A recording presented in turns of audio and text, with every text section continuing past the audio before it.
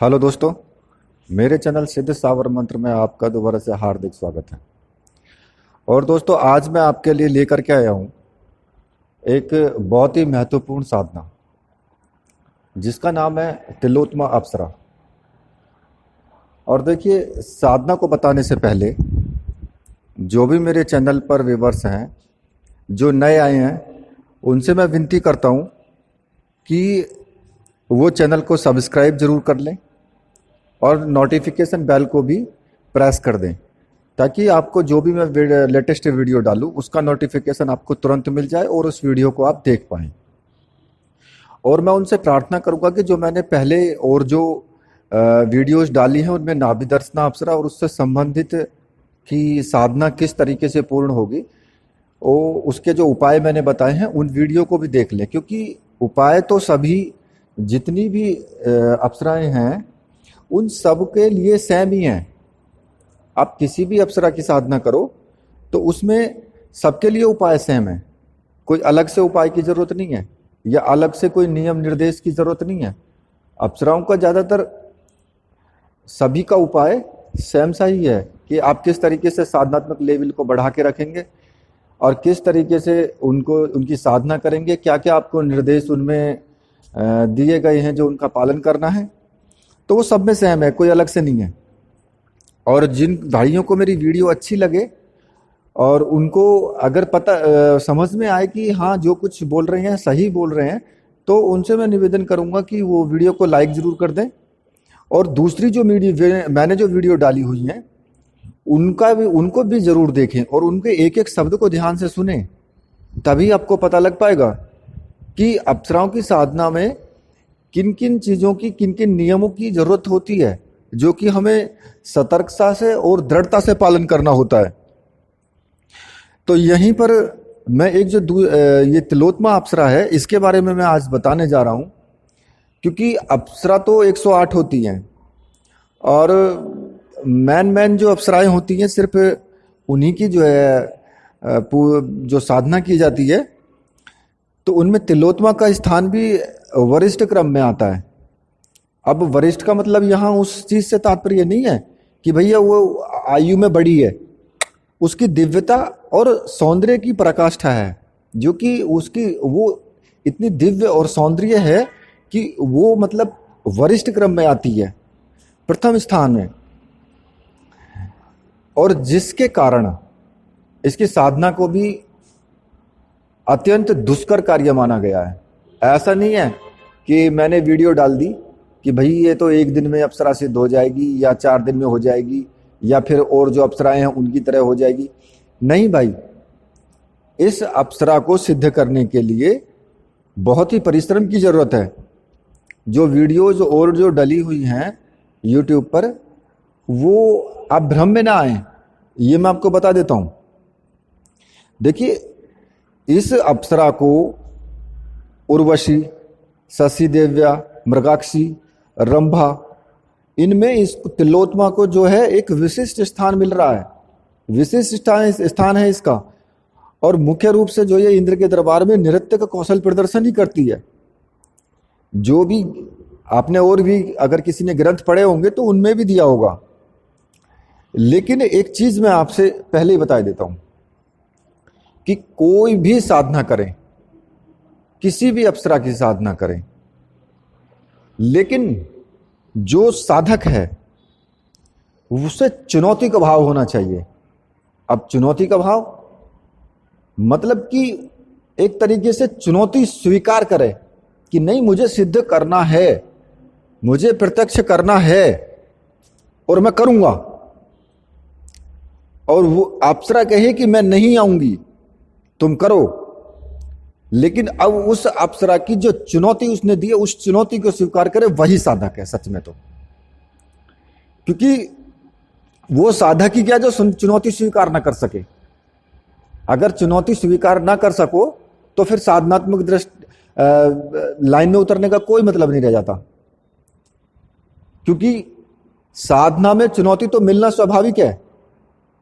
और जब चुनौती तुम स्वीकार करोगे ना किसी की कि भाई ठीक है आ जाओ, और देखते ही कैसे नहीं आओगे, तो तभी ही साधना सफल हो पाती है, जब आप चुनौती का भाव होगा आपके अंदर। और तंत्रात्मक जो प्रकृति है ना, जो तंत्र की प्रकृति है, उसमें तो ये भाव आना स्वाभाविक है। साधक के मन में जो प्रबल चुनौती का भाव होना चाहिए, तभी वो साधना को सिद्ध कर पाएगा, तभी तंत्र साधनाओं में उसे तीव्रता से सफलता मिल पाएगी, नहीं तो नहीं मिल पाएगी जल्दी से सफलता। और जो और भी मैंने आपको बताए थे, जो निर्देश दिए थे, मैंने नाभि दर्शना अप्सरा की साधना डाली है, उसमें कुछ अनुभव भी मैंने डाले हैं। तो भाई उन अनुभवों में भी चुनौती है। आप देखिए, अब समझिए, उस चीज को समझने की कोशिश कीजिए जो मैंने उसमें डाला है, जो मैंने उसमें बोला है, उसमें भी चुनौती का भाव है। अगर आप डर गए या घबरा गए किसी चीज को देख करके, तो फिर चुनौती कहाँ रह गई है? जब तक चुनौती नहीं होगी तब तक साधना संपूर्ण नहीं होगी। आपके सामने आकर के विकराल रूप में कोई भी देवी देवता खड़ा हो जाता है, तुम गिग्या के भाग जाते हो, तो फिर कहाँ चुनौती रह गई? चुनौती तो वो है ना कि भाई आ गए तुम, ठीक है, मैं मरने के लिए तैयार हूं, आ जाओ। फिर देखते हैं फिर कैसे होता है, कैसे देवता नहीं पसीजता है, कैसे उसका हृदय नहीं पसीजता है। वो सोचेगा मरने के लिए तो पहले ही खड़ा है, इसको जरूरत ही नहीं है, क्या करूं इसका। अब आखिर में समर्पण होगा, आएगा, फिर कोई भी हो कहेगा ठीक है मेरी, क्योंकि मार तो हो सकता नहीं, मार इसलिए नहीं सकता कि तुम उसकी साधना कर रहे हो, तुम उसका नाम जप रहे हो, उसको हृदय से उसको मान रहे हो, हृदय से उसको बुला रहे हो, तो मारने का तो मतलब ही नहीं होता। तुम अगर किसी को प्रेम से बुलाओगे ना, तो वो मारने नहीं आएगा तुम्हें, वो तुम्हें तुम्हारे प्रेम बस खींच के आएगा, लेकिन सोचेगा ये कि यार ये किसी तरीके से हट जाए, इसके बंधन में मुझे बंधना ना पड़े। वो आपको एक तरीके से घुड़की देगा, बंदर वाली घुड़की देगा, लेकिन अब उस घुड़की में तुम डर गए, हट गए पीछे, तो फिर हट गए, फिर उसका रास्ता साफ हो गया। और अगर उसकी बंदर वाली घुड़की में तुम नहीं हटे, डट के खड़े रहे कि भाई ठीक है मैं तो मरना ही चाहता हूं, लेकिन तुम्हें पाना चाहता हूं मैं, तो फिर देखते हैं फिर कैसे झुक के नहीं आता है, या झुक के आना पड़ेगा उसे। ये 100% सत्य है। तो मेरे विचार से इस साधना को संपूर्ण करने के लिए भी चुनौती का भाव होना चाहिए। कोई भी अप्सरा की साधना हो, अगर तुम्हें प्रत्यक्ष करना है तब तो चुनौती का भाव 101% देना पड़ेगा। और अगर आपको प्रत्यक्ष नहीं करना है, ऐसे ही कृपा प्राप्त करनी है, तो वो बात अलग है, उसमें तो आप थोड़ा बहुत 21 दिन की साधना कर लो, हो जाएगा पूरा, उसमें कोई दिक्कत नहीं है। तो इस साधना में आपको करना क्या है? इस साधना में जो है एक तांबे पर जो है अंकित अप्सरा यंत्र होना चाहिए, एक स्फटिक की माला होनी चाहिए। अप्सरा यंत्र मैं इसके ना एक फोटो में दे दूंगा, वहां से आप किसी भी भोजपत्र पे भी बना सकते हो, या ताम्रपत्र पे भी बनवा सकते हो, या फिर बाजार में भी मिल जाते हैं, आप वहां से भी ले सकते हो। और स्फटिक की माला भी मिल जाती है, वहां से भी बाजार से आप ले सकते हो। और वहां से लेकर के किसी भी योग्य गुरु या पंडित से उसको प्राण प्रतिष्ठित करवा लीजिए। तो आपको बताना पड़ेगा कि भाई यहाँ अप्सरा यंत्र है, तो वो उसी हिसाब से प्राण प्रतिष्ठित कर देगा उसको। अगर नहीं कर पाता है कोई, तो फिर मैं एक विधि डाल दूंगा। अगर नहीं कोई कर पाता है तो मुझे कमेंट कर देना, मैं एक विधि डाल दूंगा प्राण माला को और यंत्र को, कि प्राण प्रतिष्ठा कैसे की जाती है, उसके अनुसार फिर आप कर सकते हो, खुद भी कर सकते हो, कोई दिक्कत नहीं है उसमें। क्योंकि अब मान लिया मैं आपसे कहूँ कि नहीं मैं आपको दे दूंगा, तो फिर करवाना तो मुझे ही पड़ेगा, उसमें आपके पैसे लगेंगे। आप कहोगे कि भाई और यूट्यूबर्स की तरह ये भी पैसे ही मांगने लगे यार, क्योंकि कोई भी आदमी है, कोई भी सामान आएगा तो उसके पैसे तो लगेंगे लगेंगे। तो इसलिए मैं इस पचड़े में ना पड़ूं तो वो बहुत अच्छा है। इसलिए आप कहीं से भी आप ले सकते हो, विधि मैं आपको बता दूंगा, आप प्राण प्रतिष्ठित भी उसको करवा लेना या कर लेना खुद ही। तो साधक को क्या करना है कि पीले वस्त्र धारण करनी है इसमें, और पूर्व दिशा की तरफ मुंह करके बैठना है। उस यंत्र पर जो आप सामने यंत्र रखें, एक कपड़ा, रेशमी कपड़ा बिछा लें चौकी पर, और जो उसमें यंत्र उस पर स्थापित करेंगे, उस पर जो आपको केसर से जो है तिलोत्मा लिखना है, ठीक है। और उसके नीचे अपना नाम लिख देना है, यंत्र के नीचे, मतलब तिलोत्मा ऊपर लिख करके यंत्र पे केसर से, और उस पर अपना नाम लिखना है। और फिर स्फटिक की माला से जो है आपको 11 माला का जाप करना है रात को 9 बजे के बाद। रात्रि में ही साधना करनी है, 9 बजे के बाद करना है, 11 माला का जाप करना है। और 11 माला आप कर सकते हो, आप सोचो तो आप ज़्यादा भी कर सकते हो, कोई दिक्कत नहीं है। अगर आपको 21 करते हो, 51 करते हो, वो आपके ऊपर डिपेंड करता है कि आप कितनी मेहनत आप कर सकते हो। और जब आप 11 माला का जाप कर लो या 21 माला का, जो भी आपको करना है, तो वैसे तो आप इसको अगले दिन जो भी सामग्री है उसको जो है किसी नदी वगैरह में विसर्जित कर सकते हो। जो भी सामग्री है करने के बाद इकट्ठा करें और उसको जो है जल्द से जल्द, ऐसा नहीं है कि आप वहाँ पे सामग्री से अगले दिन शाम तक पड़ी रहे, उसको फिर सुबह के टाइम फटाफट विसर्जित कर लेना है। और जो भी तुम्हें अनुभूति मिले, जो भी तुम्हें अनुभव मिले रात में, उसको फिर किसी से बयान नहीं करना, सिर्फ अपने गुरुदेव के सामने बयान करना है।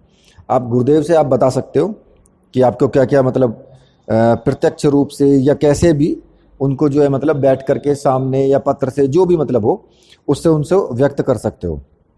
लेकिन अपने मित्रों से इस चर्चा करने से बचें। अपने मित्रों को या कोई भी सगे संबंधी है उनसे इस बारे में जो चर्चा ना करें, वरना क्या होता है कि यार प्रभाव में जो उनका प्रभाव होता है ना, उसमें न्यूनता आती है, उसमें प्रभाव न्यून होता है, कम हो जाता है प्रभाव, इसलिए नहीं करना चाहिए। आगे भी अगर तुम चाहो तो 1 माला का जाप डेली कर सकते हो। और अगर तुम्हें साधना संकल्प के साथ करनी है तो फिर आपको जो है क्या करना है, मान लिया तुमने 21 दिन की साधना करनी है, तो फिर आप संकल्प ले लेना है आपको कि मैं, संकल्प तो खैर इसमें भी लेना है कि 1 दिन की साधना कर रहे हो तो उसमें भी संकल्प लेना है कि प्रेमिका या मित्र रूप में करना है इस साधना को, इस साधना को प्रेमिका या मित्र रूप में करना है। और संकल्प लेना है कि अमुक नाम, अमुक गोत्र, अमुक गांव का निवासी, और मैं 1 दिन की साधना कर रहा हूं, और ये इसमें आप मुझे जो है जल्द से जल्द कृपा करने की जो है मतलब मेरे ऊपर कृपा करने की कृपा करें। और बस यही जो भी आप बोल सकते हैं अपने मन से अच्छा सा, वो आप बोल लेना। तो इसमें क्या है कि अगर आपको 21 दिन की करनी है तो फिर आप 21 दिन का संकल्प लें। 21 दिन में आप कितनी माला डेली करना चाहते हैं तो फिर उसी हिसाब से करें। लेकिन इसमें तो देखिए थोड़ा विघ्न भी आते हैं, विघ्नों के बारे में मैंने पहले बताया था, और 2 वीडियो मैंने पहले भी डाली हुई हैं। एक तो 14 प्रकार के विघ्न मैंने डाले हुए कि 14 प्रकार के विघ्न कैसे कैसे होते हैं जो साधना में आते हैं। ये नहीं, अप्सरा नहीं, कोई दूसरी साधना करोगे उसमें भी आएंगे। और किन यम नियम के सिद्धांत पे आपको चलना है, किस तरह का, कि जैसे कि आपको क्रोध नहीं करना है, झूठ नहीं बोलना है, वासनात्मक दृष्टि नहीं रखनी है, और ब्रह्मचर्य व्रत का पालन करना। ये मैंने कुछ उसमें बताए हुए हैं, 1-2 वीडियो मैंने बनाई हुई हैं, तो वो वीडियो आप देख सकते हो। वैसे मैं डिस्क्रिप्शन में इसका लिंक भी दे दूंगा, तो वहां से भी आप क्लिक करके देख सकते हो। तो इसमें आप अगर आप जो भी मतलब सामग्री है उसको आप अगर 1 दिन करके और उसको जो आप विसर्जित कर देते हो, तब तो उसके बाद फिर 1 माला आप डेली जप कर सकते हो, उसमें भी आपके जो है प्रभाव बढ़ता चला जाएगा। और अगर आप 21 दिन की करते हो तो फिर 21 दिन बाद ही आपको करना है ये सब। और इस में जो है पूर्ण जो मतलब पौरुषत्व की प्राप्ति होती है इससे, गृहस्थ सुख की प्राप्ति होती है इससे।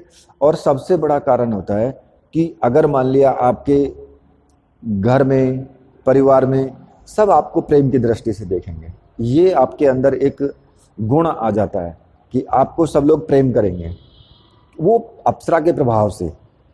तो इस तरीके से आप इसको कर सकते हैं। और लास्ट में मैं अब आपको मंत्र बता देता हूं कि आपको किस मंत्र का आपको जाप करना है, और इस मंत्र को मैं डिस्क्रिप्शन में भी लिख दूंगा, वहां से आप नोट कर लेना। मंत्र इस प्रकार है, ओम ह्रीम ह्रीम तिलोत्मा अप्सराय आगच्छ आगच्छ नमः। मंत्र दोबारा बता देता हूं, ओम ह्रीम ह्रीम तिलोत्मा अप्सराय आगच्छ आगच्छ नमः। इस मंत्र का आपको जाप करना है। और ये भी मैं आपको बता देता हूं कि आपको पहले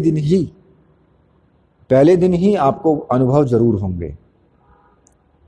साधनात्मक लेवल को आपको पहले बढ़ाना है। मैंने पिछली कुछ वीडियोज में निर्देश दिए हैं, मैं उन सभी निर्देशों के लिंक आपको डिस्क्रिप्शन में दूंगा, वहां से आप उन वीडियो को जरूर देखना। अगर आप उन वीडियो को नहीं देखोगे और उनका पालन नहीं करोगे तो भाई साधना में सफलता मिलना बड़ा मुश्किल हो जाता है फिर। तो इसलिए आप उन निर्देशों का पालन करके चलेंगे तो आपको साधना में जरूर सफलता मिलेगी। तो इसी के साथ अगर मेरी वीडियो आपको अच्छी लगी है, जानकारी अच्छी लगी है, क्योंकि मैंने आपको ना सही और सटीक जानकारी दी है, जितनी भी मैंने वीडियो बनाई है उनमें सही और सटीक ही जानकारी दी है। अलग से मुझे इस तरह का जोड़ने का कोई मतलब नहीं है कि भाई मतलब मैंने आपको कोई गलत जानकारी दी है।